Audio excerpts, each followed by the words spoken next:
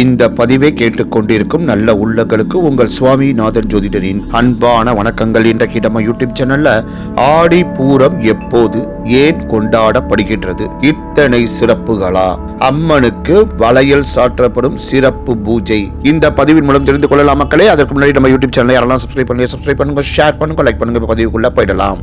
ஆடி மாதம் என்றாலே மிகுந்த ஆன்மீக மனம் கொண்ட மாதமாக உள்ளது. ஆடி மாதம் அம்மனுக்கு மிகவும் உகந்த மாதமாகும். ஒவ்வொரு மாதத்திலும் பூர நட்சத்திரம் வந்தாலும் ஆடி மாதத்தில் வரும் பூர நட்சத்திரம் மிகவும் சிறப்பு வாய்ந்தது ஆகும். இந்த நாளை ஆடி பூரம் என்று பக்தர்கள் கொண்டாடுகின்றனர். நடப்பாண்டிற்கான ஆடி பூரம் வரும் 28ஆம் தேதி கொண்டாடப்படுகின்றது.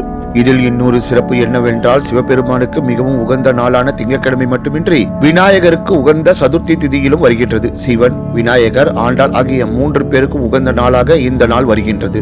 திருமாலை போற்றிய 12 ஆழ்வார்களில் ஒரே ஒரு பெண் ஆழ்வாரான ஆண்டாள் அவதரித்த நாளாக இந்த நாள் கருதப்படுகின்றது. ஆண்டாள் ஜெயந்தியாக கருதப்படும் இதே ஆடிப்பூர நன்னாளில் தான் தேவலோகத்தில் அனைத்து தேவியருக்கும் வளைகாப்பு விழா நடத்தப்பட்டதாக புராணங்களில் கூறப்படுகின்றது. பங்குனி உத்திரத்தில் சிவபெருமானுக்கும் பார்வதி தேவிக்கும் திருமணம் நடைபெற்ற பிறகு இந்த வளைகாப்பு விழா நடத்தப்பட்டதாகவும் ஒரு ஐதீகம் உள்ளது. மேலும் இதே நாளில் தான் பார்வதி தேவி பூமியில் தோன்றி பக்தர்களுக்கு அருள்பாலித்ததாகவும் புராணங்களில் கூறப்படுகின்றது.